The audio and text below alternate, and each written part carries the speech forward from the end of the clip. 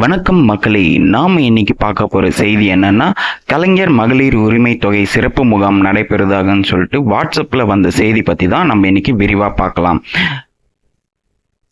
First இந்த மாதிரி ஒரு வாட்ஸ்அப்பில் நம்மளுக்கு ஒரு மெசேஜ் ஒன்று வந்திருக்கும்.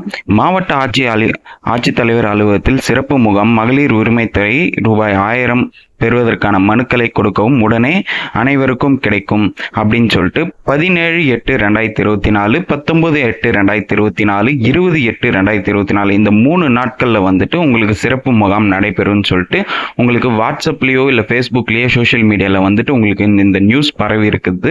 உங்களுக்கு நிறைய பேருக்கு தெரிஞ்சிருக்க வாய்ப்பு இருக்குது. இது முற்றிலும் வதந்தி அப்படின்னு சொல்லிட்டு தமிழக அரசே விளக்கமாக சொல்லியிருக்காங்க. அதே மாதிரி மகளிர் உரிமை தொகை பெறுவதற்கான மனுக்களை அளிக்க மாவட்ட ஆட்சித்தலைவர் அலுவலகத்தில் முகாம் நடைபெறுவதாக கூறி புகைப்படம் ஒன்று வாட்ஸ்அப்பில் பரவுகிறது. இது முழுக்க முழுக்க பொய்யான தகவல்னு சொல்லிட்டு நம்ம சோஷியல் மீடியாலையும் இதுக்கு போஸ்ட் பண்ணியிருக்காங்க. அதுக்கு நம்ம கவர்மெண்ட் என்ன பண்ணியிருக்காங்கன்னா பாருங்க, கலைஞர் மகளிர் உரிமை தொகை ரூபாய் 1000 பெறுவதற்கான சிறப்பு முகாம் மாவட்ட ஆட்சியர் அலுவலகத்தில் 3 நாட்களுக்கு நடைபெற உள்ளதாகவும் பொதுமக்கள் மனுக்களை உடனே கொடுத்தால் வாட்ஸ்அப் செயலில் பொய்யான தகவல்களை பரப்பி வருகிறது. பொதுமக்கள் இந்த பொய் தகவலை நம்ப வேண்டாம் என்று தெரிவித்துக் கொள்ளப்படுகிறது. அதாவது இது ஒரு ஃபேக் நியூஸ் தான் சொல்லியிருக்காங்க. இது யாரையும் நம்பாதீங்க அப்படின்னு சொல்லிட்டு நம்ம கவர்மெண்ட்டே இவங்க நியூஸ் ப்ரெஸ் ரிலீஸ் கொடுத்திருக்காங்க. மேலும் இது போன்ற பொய் தகவல்களை பரப்புவர்கள் மீது காவல்துறை மூலம் நடவடிக்கை மேற்கொள்ளப்படும் என இதன் மூலம் தெரிவித்துக் கொள்ளப்படுகிறதுன்னு சொல்லிட்டு கிளியரா சொல்லியிருக்காங்க.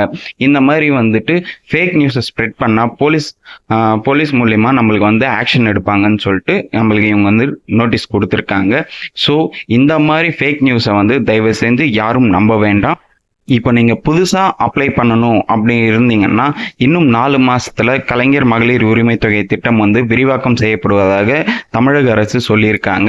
ஸோ 4 மாதத்துக்கு கழித்து நீங்கள் உங்களோட அப்ளிகேஷன்ஸ் நீங்கள் விண்ணப்பிக்கலாம். அதில் உங்களுக்கான ரூபாய் 1000 பெறுவதற்கு உங்களுக்கு வாய்ப்புகள் அதிகமாக இருக்குன்னு சொல்லியிருக்காங்க. ஸோ இப்போ யாரும் இந்த மாதிரி ஒரு ஃபேக் நியூஸை ஸ்ப்ரெட் பண்ணாதீங்க. இது முழுக்க முழுக்க பொய்யான தகவல் தான் சொல்லியிருக்காங்க. ஓகே மக்களே, இது போன்ற தகவல்கள் பெற நம்ம சேனலை சப்ஸ்கிரைப் பண்ணலன்னா மறக்காமல் சப்ஸ்கிரைப் பண்ணிக்கோங்க.